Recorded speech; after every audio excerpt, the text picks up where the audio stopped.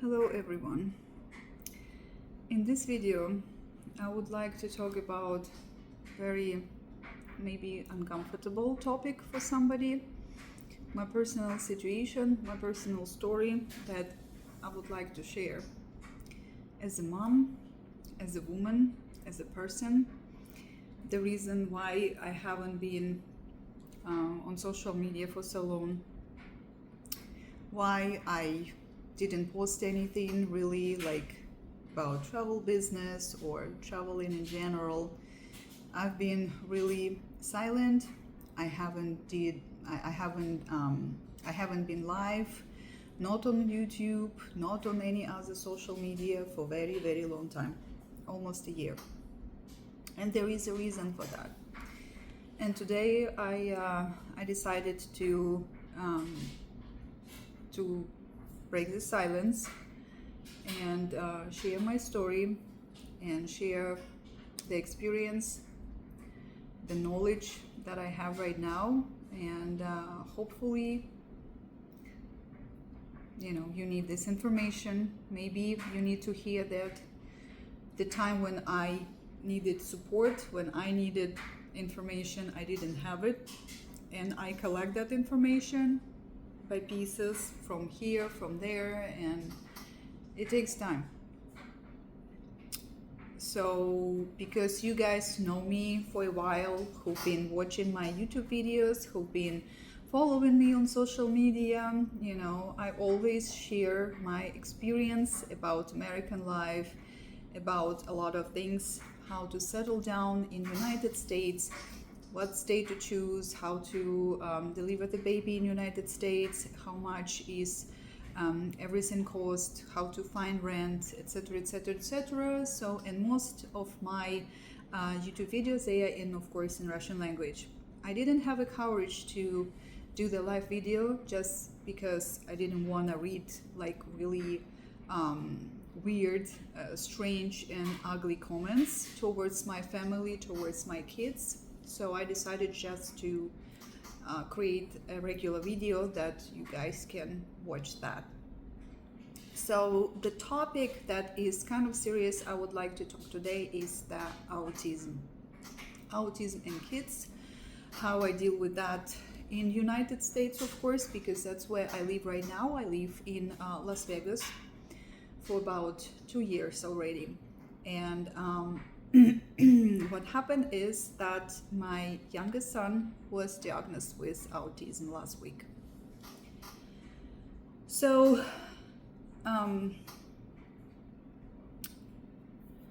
it's something that, of course, every parent, don't want to hear. And when I was pregnant, I already was not super young. I was like 36 years old, which, it's kind of okay, but still I have a fear that something can happen with my kid, that kids might have some sort of disability or something, because I have friends whose kids have disability, and it was always my biggest fear, like what happened if my child will have something, how I'm gonna take care of him or her. And with my ex-husband, we do have a big difference in age, of course. So now I'm 41 and he is 18 years older than me. I don't know if it might be one of the potential reasons or not. It's hard to say because people don't really still know what can cause autism. There is like a lot of different thoughts, potential reasons, but I personally don't know that much about autism as well. So I'm new in this situation, in this topic. I'm still learning, and there is so much more to learn. What I want to say, and my message to other people, to other families, to other women maybe who raising kids alone, it is freaking hard. My kid, and I used to work with kids a lot. I was a teacher in Ukraine, I was a nanny, I saw a lot of kids in my life. I have my other son, and we never have any issues, as for like behavior, as for anything else like disability or so. I didn't have that experience in my life before my second son was born. And of course it was like pandemic time, and stuff. So yes, he's a COVID baby. And what happened is that before he was 2, he seems like pretty fine, like, yes, there was some stuff that I kind of have a feeling, because our God never lies, and you might try to not listen to it, like your inner voice, but deep inside you know that something is not right, and you might, as I didn't know for a very long time what's going on, what can be wrong with my kid, until I started to dig deeper, of course. And then we saw the huge change in him, in his behavior when he was 2. So it's a long journey. Now he's almost 6, and we're still just at the beginning of our journey, because it started with abnormal behavior. And what I'm saying abnormal behavior, like aggression, screams, he walks on tippy toes, he throws things, he was hurting himself, he was biting himself, he was hitting himself, and it was only 2-year-old baby. Then he goes to age 3, and what's happening? And I'm really telling you that being in United States, I realized one thing, that nobody really care. Your kids, it's your responsibility. Your kids, it's your problem, and nobody cares if you lost your job, if you don't have insurance, if you single mom, if. The problem is that when even I express my concern, when even I said that, hey, something is going on with my kid, pretty much everybody was telling me, like pediatricians and stuff, oh, he's fine. You just overreacting, you over emotional, it's just stress, it's just terrible too, he's fine, you're gonna be okay, he's gonna be okay. So nobody really want to hear me out. And if you're dealing with this right now, that's what I'm gonna tell. I unfortunately lost a lot of time that my son was not diagnosed earlier, just because in some reason I kind of believe those people, because heck, they probably know better, right? Like, what do I know? So we lost a lot of time not to do anything, not to get him help and stuff. And I was too busy. I got through divorce, and we moved. Then I'm from Ukraine. The war started in my country, so it was really crazy. It was after pandemic time, when we tried to get up, when we tried to find job, when we tried to survive. And then, of course, besides all of that, I didn't really want to deal with the kid who might have something going on. Because my main goal was to provide, to earn money, spend time with kids, and kind of think that, okay, that's enough, that's gonna be okay. But then when we moved to Las Vegas, he started to go to his first daycare, preschool, daycare, whatever. And I thought that maybe it will be good for him. I thought that maybe, everything will be okay. And it was just terrible too. Sorry, I don't know why my nose is running, but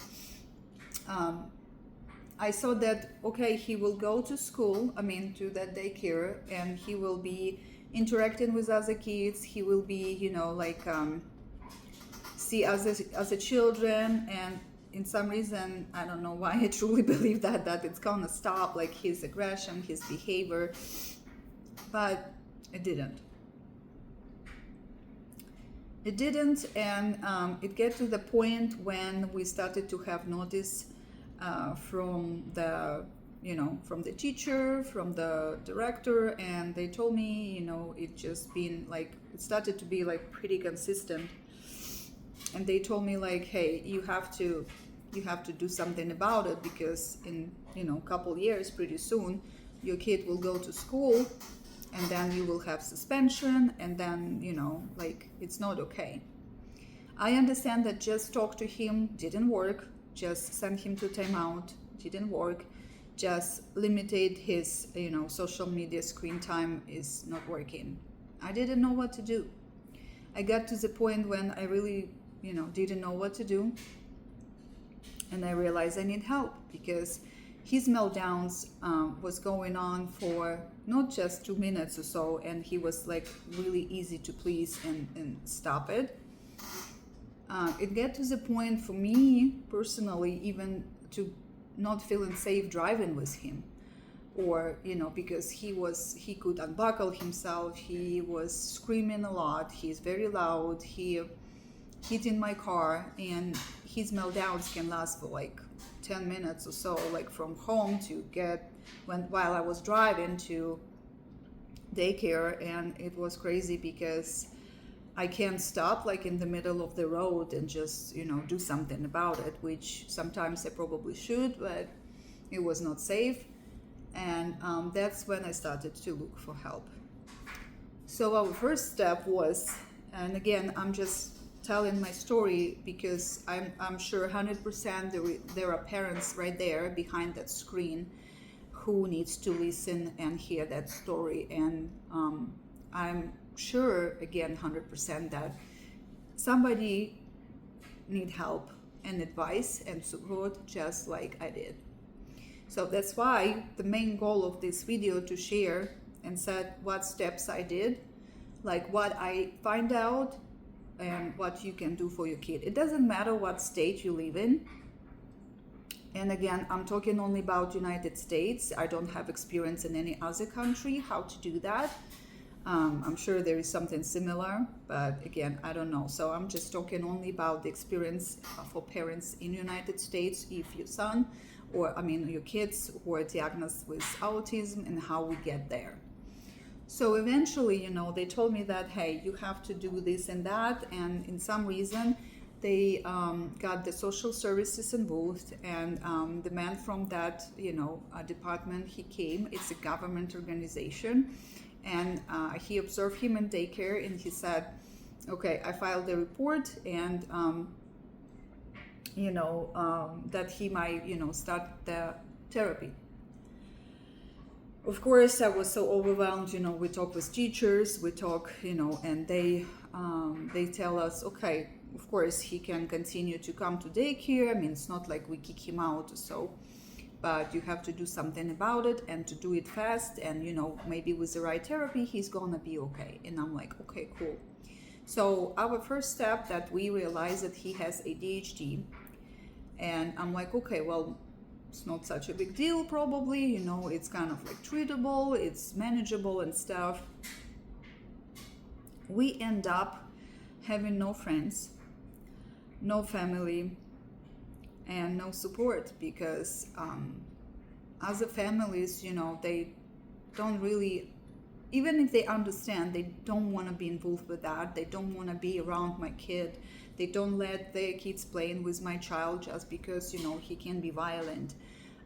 This summer, he was suspended from summer camp. And of course, those ladies, they were so heartless and careless. They told me in my face when I was there and crying, saying that, hey, we're sorry, but your child is dangerous to society. He's not kind of like allowed to be around other kids. That was so fucking bad that I was holding myself together not to punch her in the face, like telling me that. I know that I don't want to get in jail, and I can't do that, but people don't care. People don't care, and a lot of providers, a lot of people, teachers, and other places where your kid is going to, they just basically not trained to take care of kids with special needs, with different type of, diagnosis, and that's a huge problem. So what I'm facing right now, my biggest fear, as you can see, it did come true, that I have kids with kind of like special needs. So as I said, it took me 2 years to go through all of this process, and again, just because I didn't want to see the problem, like go through all of this evaluation process, where to start. I thought it's gonna be enough when we started the behavioral therapy once a week. Again, after almost a year, I didn't see any much progress, and then I realized that, okay, therapy is cool, but we have to actually have a diagnosis on paper, which again, I talked to pediatrician again, we didn't receive any advice, any help, nothing. So somehow I reached out to Nevada PEP. It's the organization that helps parents to navigate all of those issues. So Nevada PEP. Then they told me that, and just in case you're wondering, there was so many people calling me, checking on me, try to, they gave me this number, that number, like behavioral mental issue with your child is so important that of course there is organization and people who know what to do, who know how to help. I just didn't know. It was so chaotic, it was so messy that I was just sitting there and crying. I didn't understand what to do, like where to start, like what's going on. So eventually we reached out to the school district, and it calls here in Nevada Child Find, and I requested their evaluation for my child, which brings me to, even he was not at school yet. He just started school this August, like it's his second week right now. You can do that. My son was between 4 and 5. I don't remember exactly how old he was, but again, you can do that. You absolutely can request that. What it gives you, you might think like, why I need that? I will tell you. So when you're requesting the evaluation from the school district, what it gives you is they will check your children as for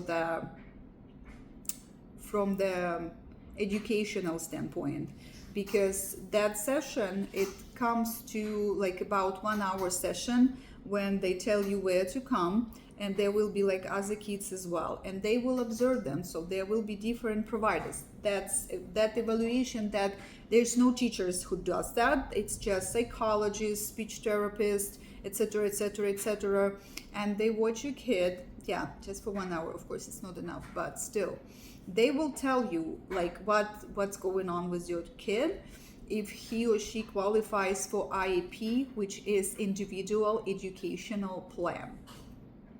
Yes, there is different plans, there's different programs.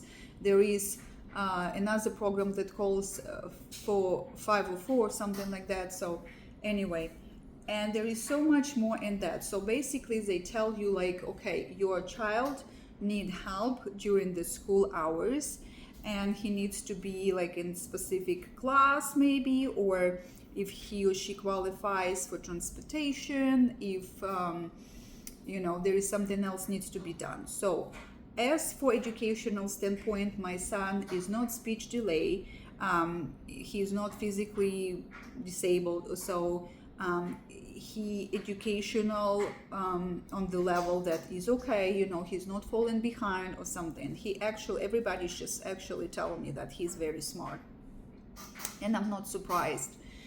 And our biggest issue was him to be literally around people and socialize, how to be in society.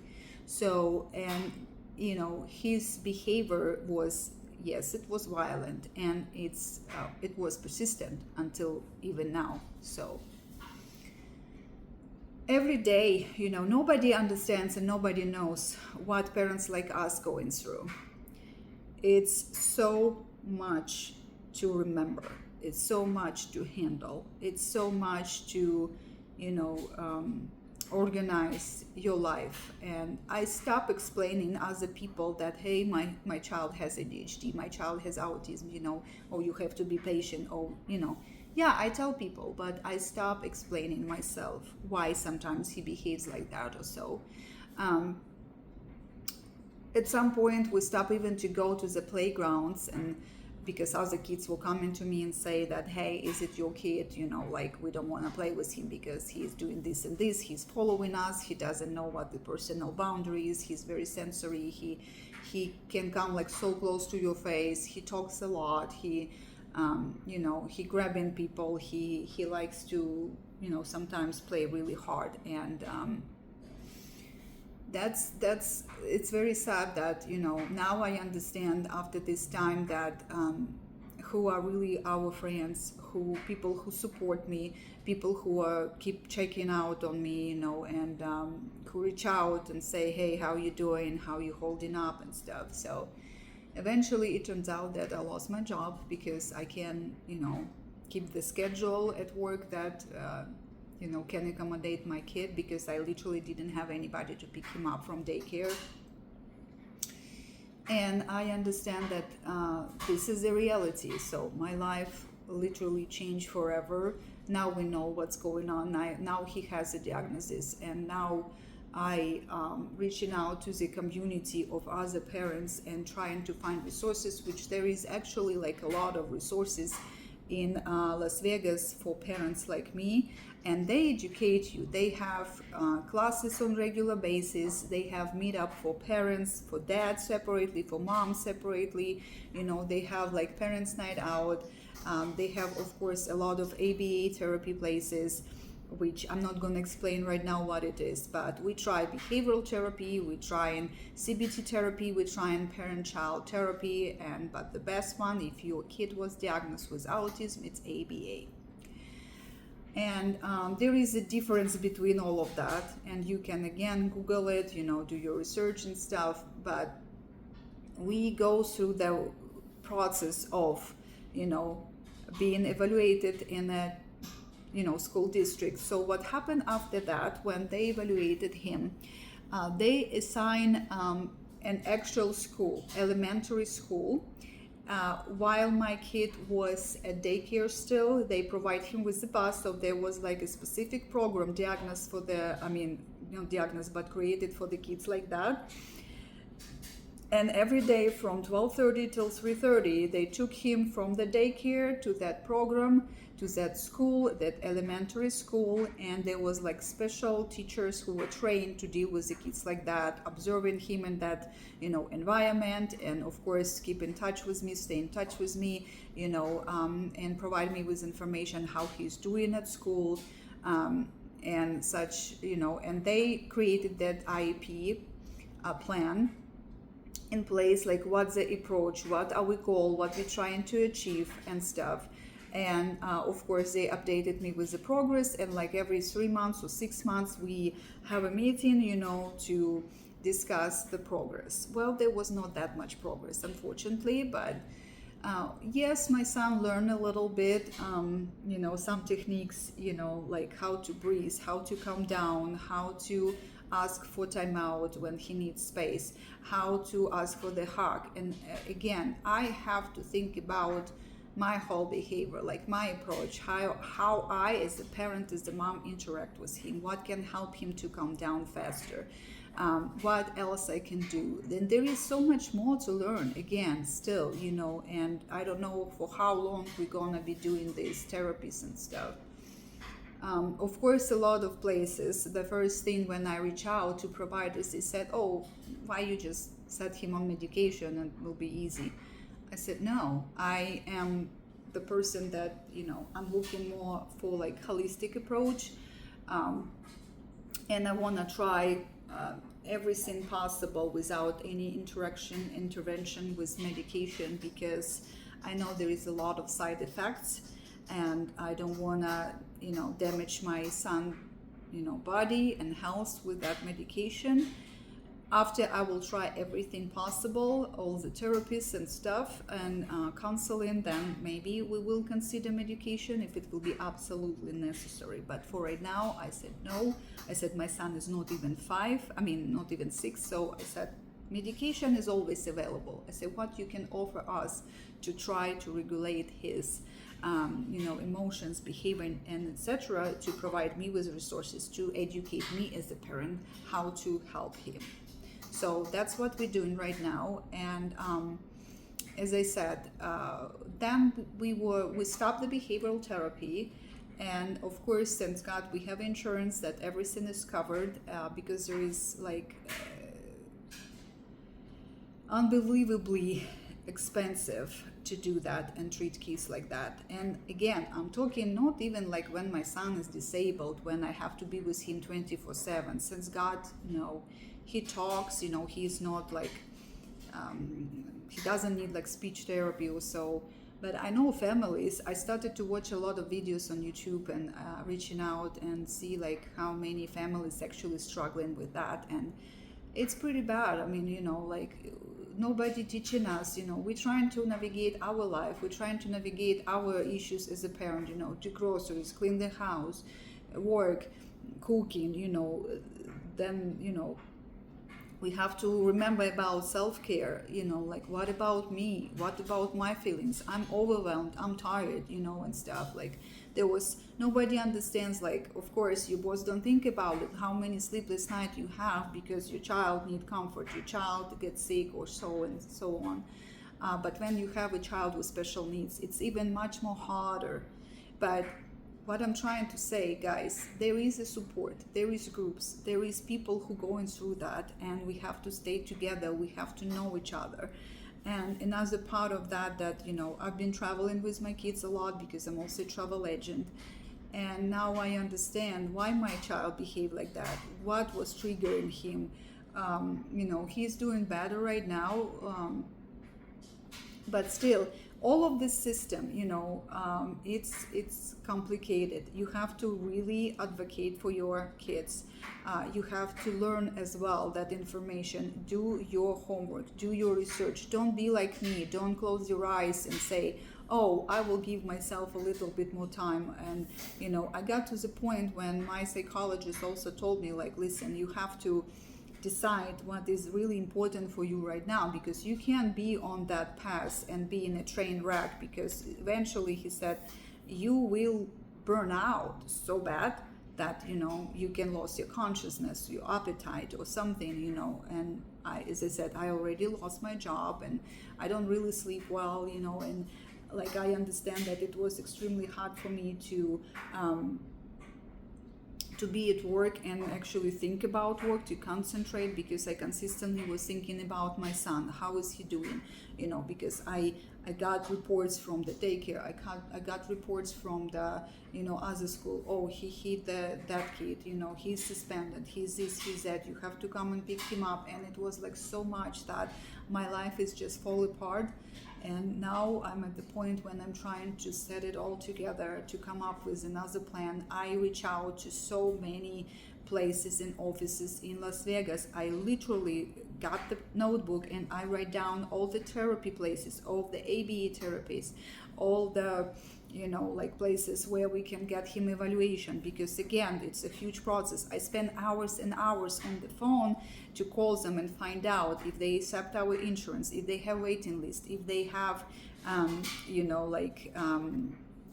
how soon they can start, if they accept kids of this age. And it takes time to find the right provider, it takes time to find information, it takes time to face the reality, accept that reality, to cry it through if you need it, or I don't know.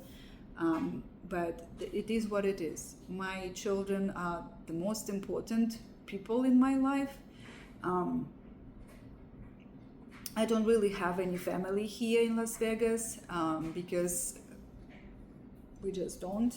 My family is far away, unfortunately. I don't know when I'm gonna see them again, my parents. But everybody who were helping out, and there is so much more. There is so much more to understand the IEP plan. You need to realize that, you can actually request, if you not agree with what they're doing, you can request another independent evaluation from school. And then, you can do a lot of stuff. There is actually the advocate as well who can help you do that. There is people who can help you to do that. There is so many videos about that, because IEP can be small, IEP can be 60, 100 pages long. I mean, it really depends, but it's a process. And I now realize, when we did this conversation on Zoom with the school, and they discuss that, they told me that's what we do, that's the progress that we see in love potential and stuff. And I was like, okay, yeah, okay, cool, sounds good. Right now he has about 20 minutes every day with a special education teacher, and they also observe him in class. They also observe him during the lunch break and stuff, and they keep posting me. There is an app where they send me messages, how is he doing, what they notice. And of course, pretty soon we're gonna be doing another meeting to adjust the IEP, because it was created before he has diagnosis. Now he has a diagnosis in place, and that needs to be corrected. So again, another thing that I've been talking with a lot of my best friends, with a lot of other people, and I didn't realize that if your son or daughter has autism, you can file for disability actually through Social Security. That's another process, that's another topic for another conversation, another video, because it's different, and it really depends on severity of the diagnosis, and they do their own evaluation. And of course, it depends if you qualify from a financial standpoint. It really depends on your household income. So there is so much more, guys, that it's I jumped in, I dived in completely darkest, deepest ocean waters that I can't see the bottom. And is it scary? Yes. I don't know, not what to expect, but I don't know if my son ever will feel better, if he will learn how to navigate himself, how to regulate himself, how to have friends. Because I know that some kids, even in his daycare, wanted to be his friends, but they just told me he's so annoying, and it's hard to be around him. He is not even 6. He's a little boy. He doesn't know what's going on. It's not his fault. It's nobody's fault. He was born like that. And it's heartbreaking to see the child struggling so hard. Every meltdown, sometimes it's more, sometimes it's easy, sometimes it's worse. And I also realize that I have to change my behavior. I have to change how I look at him, how I behave, because still he is learning from me as well, and from other people who are around him. And I probably will be posting more, about our progress. And if you guys in Las Vegas, if you need any help, if you have any questions, you can reach out to me. I can give you all the numbers, all the providers that we've been through. So eventually what happened, we found a place, that been observing him. They did the evaluation for autism. They said, he doesn't have autism. And again, just in case you're wondering, the evaluation for autism don't have to be just present, that they told us, you guys have to come 3 times and it's about an hour observation.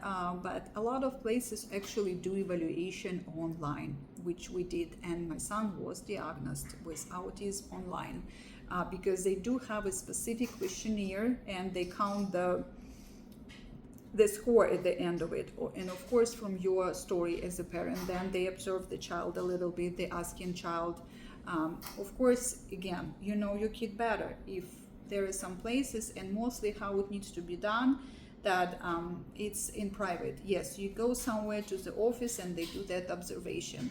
And again, as I said, I was not, I didn't agree with that decision that the first evaluation didn't go through, because again, I don't like the provider. First, he was not even remembering his name. He was not really kind of like paying attention, just being completely decent, unattached, and just like, and you allowed as a parent to advocate for your son, for your daughter, for your kids, and I said, I don't agree. I said, I will do another evaluation somewhere else. So I said, they're like, okay. Well, that's, again, I'm telling you that you have rights as a parent. You don't have to listen just one provider or your therapist or your pediatrician who tell you that, oh, he is fine or she is fine, or you're fine, you overthinking, you're overwhelming, you whatever. Bullshit. Because you know your child better. You spend 24/7 with your kids. You know them since they were born. So never ever listen to anybody who will tell you that they are okay, because it might be too late, or, well, maybe not like too late, but as I said, all the families with whom I've been talking, with whose videos I've been watching, they told us that we wish we know it earlier, to start therapy, to start learning about the problem, to start understand how to help our kids, how to help ourselves. Because as I said, it's a lot involved in that. A lot of families like falling apart because husband can handle that, handle that situation, realize that, oh, my child has disability, this is something that of course none of the parents wants to hear.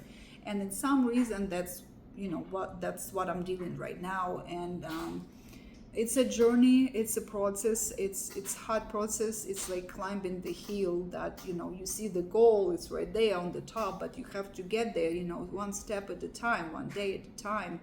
And sometimes it feels like you are going on a mouse trap, like you're on the same circle every day after day, all the routines are the same.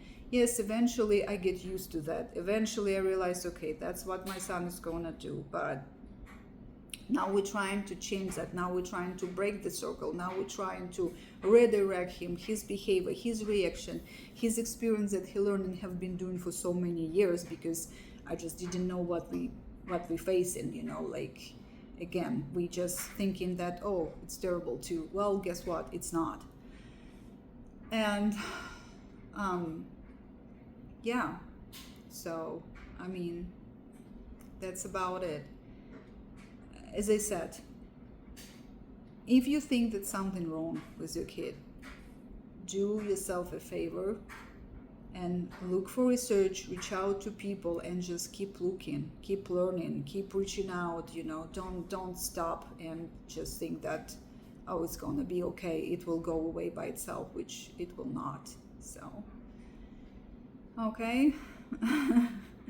Besides that, I wish everybody good luck with whatever you guys facing right now, and one day at a time. Believe in God, believe that everything is gonna be okay, and there is always a reason why you're going through what you're going through. Bye.